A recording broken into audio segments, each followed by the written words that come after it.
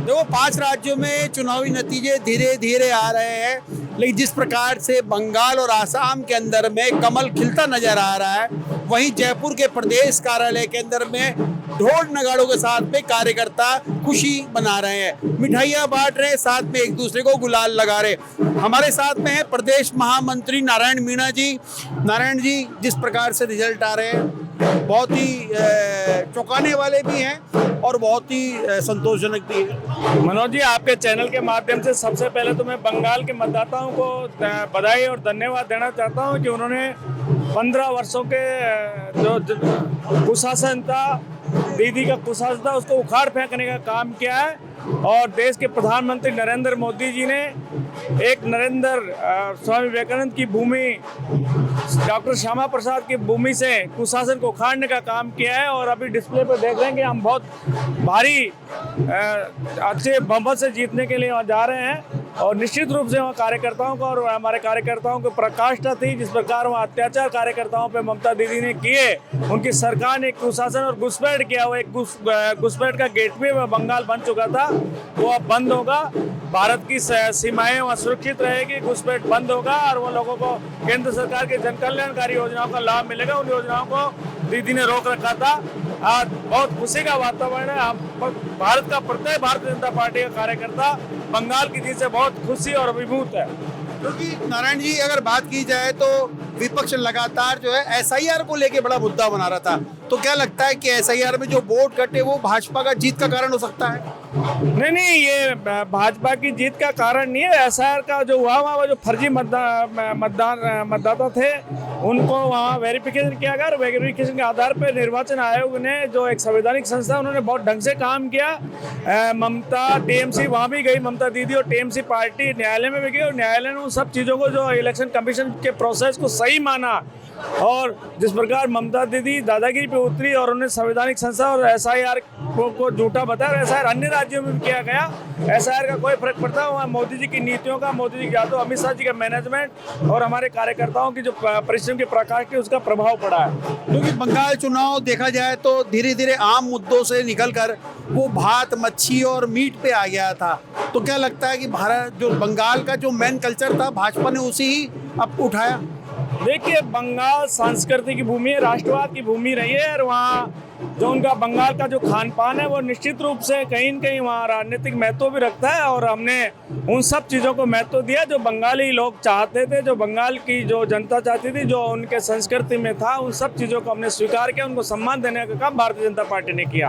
क्योंकि बंगाल में, आसाम में तो भाजपा अकेले दम पर चुनाव जीत गई है।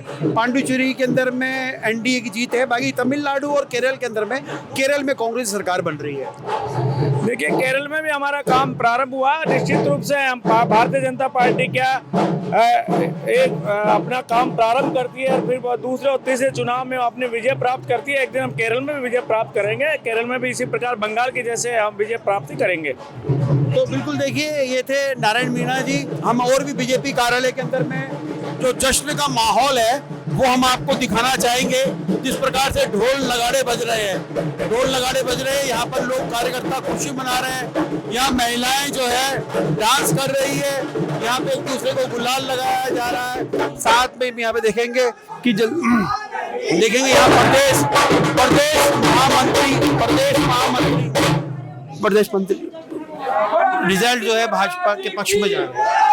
देखिए, आज ये साबित हो गया है कि गंगोत्री से लेकर के गंगा सागर तक अब सिर्फ भाजपा ही भाजपा है। और आज यहाँ पर होली का जैसा जश्न है, क्योंकि अब बंगाल के भी जो रंग है वो भी भाजपा के हो चुके हैं। आज तमाम वो जितने भी राष्ट्रवादियों की यहाँ पर जीत हुई है, सारे भाजपा के जितने भी रंग है उसकी जीत हुई है। और तमाम उन घुसपैठियों की हार हुई है, उस गुंडागर्दी की हार हुई है जो ममता दीदी के समर्थक थे। 4 मई आई और ममता दीदी गई, ऐसा हमने कहा था। और आज हमारे देश के प्रधानमंत्री जी का जलवा एक बार फिर जो भारत के वासियों को देखने को मिला है। एकता जी, एक तरफ तो नारी शक्ति की बात की जाती है और एक महिला को हराने की खुशी आप लोगों के चेहरे पे बड़ी अच्छी दिख रही है। देखिए, वो मातृशक्ति है, लेकिन मातृशक्ति का रूप उन्होंने ढंग से कायम नहीं रखा। आप देखिए किस प्रकार से उन्होंने महिला विरोधी जो बिल था उसमें अड़ंगे डालने का काम किया। वो खुद मातृशक्ति से आती है, लेकिन किस प्रकार से घुसपैठियों को, गुंडागर्दी को, बेरोजगारों को बढ़ावा देने का काम किया। बंगाल की स्थिति उन्हें खराब करके रख दी थी। इसलिए हमारे लिए सिर्फ ममता ही नहीं, जो भारत है वो बहुत महत्वपूर्ण है।